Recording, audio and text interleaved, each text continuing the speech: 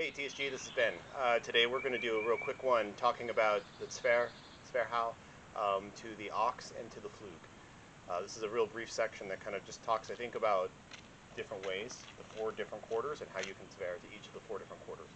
You see this kind of symmetricality in the Zwerchhau, which you don't often see, I think, in some of the other texts, some of the other of the 5 cuts, which is interesting. So, jump right into it.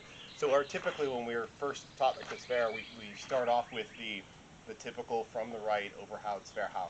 And so we started earlier, if you remember from our previous videos, with that step forward, the left foot, place that step forward, and then we're striking out, leaping out with that cut as we do our Zwerchhau across.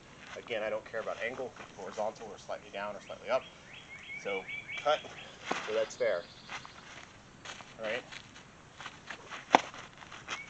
This is our Zwerch, and we're cutting really to this upper quarter.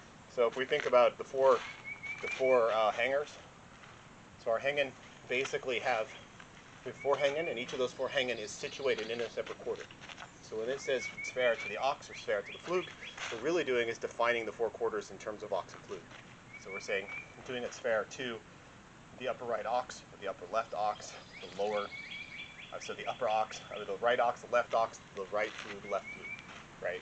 So you're basically talking about the quarters in terms of the guards that might be in those positions. Now, does that mean that you're cutting a Zwerch against the person who's actually standing in that guard in that position?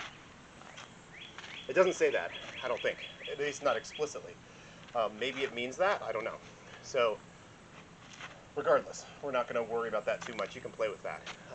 But we're basically thinking about these cuts as being able to cut our 4 Zwerch. And anybody who's gone through any basic beginner class of this, you've done this already. So we're just making this explicit. So we've got a Zwerch, and then a Zwerch. Now it says ochs to pflug. So really we're thinking about cutting that Zwerch, and if he defends it, cutting down to the pflug afterwards. As I'm cutting to that pflug, that's the one that we're kind of usually less familiar and practiced with. You're not lowering the hands like a full unter through with it, nor are you kind of unwinding the cut to the hands. You're keeping those hands high, and the tip is dropping downward.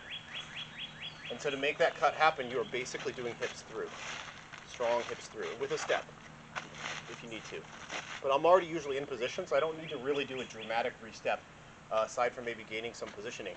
I'm mostly going to be doing is kind of getting into my distance range where I'm already there, whatever way we take to get there, and then using those hips to cut through on each side, from below and above.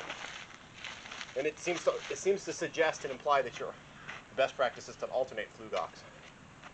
So or ochs pflug. So either way, pflug ochs, ochs pflug, pflug ochs. But you can mix it up however you want. You can do any of the 4 in any kind of combination, especially as a practice. Just get used to cutting those 4. And that's it. And the reason I think that we talk about this right now is because we're getting into Fechtler next, and it's kind of essential for that move to be able to do that combination. So that's it for today. Thanks, TSG.